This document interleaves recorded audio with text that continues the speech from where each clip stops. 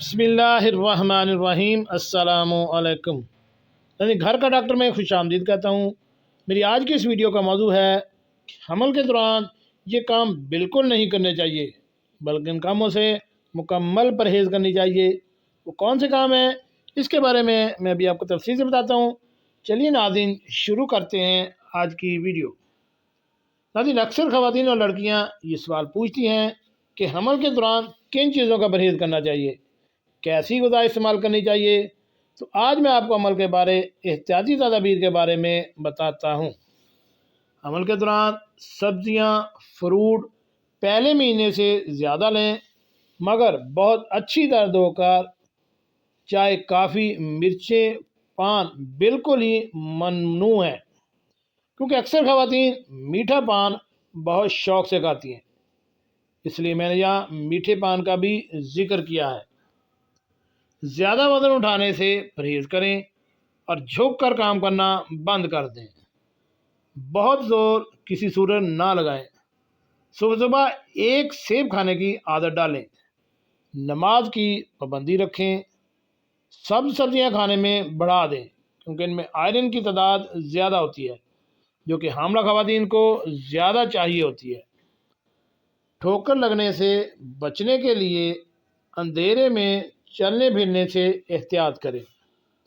ہر جمعرات کو سورۃ الملک اور درود شریف پڑھ کر اپنے پیٹ پر ہاتھ پھیریں۔ کیفین کا استعمال پہلے 5 مہینے بالکل نہ کریں۔ کولا، چائے، کافی سب کیفین میں شامل ہے۔ پاؤں سوج جانے کی صورت میں پاؤں کے نیچے تکیہ رکھ کر بیٹھیں اور لیٹیں۔ اگر سینے میں جلن محسوس ہو تو آدھا کپ ٹھنڈا دودھ چھوٹے چھوٹے گھونٹ لے کر پی لیں۔ تربوز کا موسم ہو تو دن میں 1 مرتبہ ضرور کھائیں۔ زیادہ پیشاب آنے کی صورت میں پانی بھی زیادہ پئیں۔ چہل قدمی ضروری ہے۔ روزانہ 20 سے 30 منٹ کی چہل قدمی ضرور کریں۔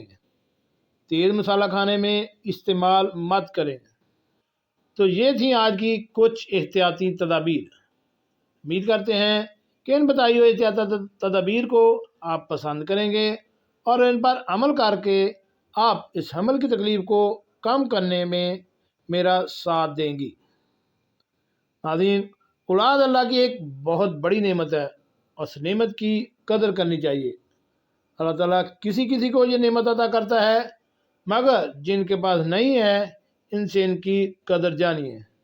تو اولاد کی بہتر نشو و نما حمل کے دوران کرنے کے لیے میری ان بتائی ہوئی باتوں پر ضرور عمل کیجیے گا، تاکہ آپ کو فائدہ ہو سکے اور بچے کے دوران حمل نشو و نما بھی بہتر قسم سے ہو سکے اور آپ بھی کسی بھی قسم کے حادثے سے خواہ نخواستہ ضرور بچ سکے، کیونکہ ایک معمولی سی چوٹ سے بچے کا بہت زیادہ نقصان پہنچ سکتا ہے۔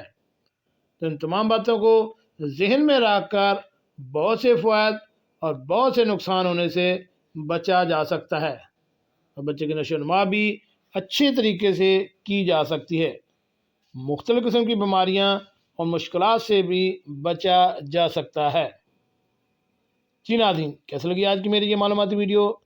ایسی معلوماتی ویڈیو حاصل کرنے کے لیے میرے اس چینل گھر کا ڈاکٹر کو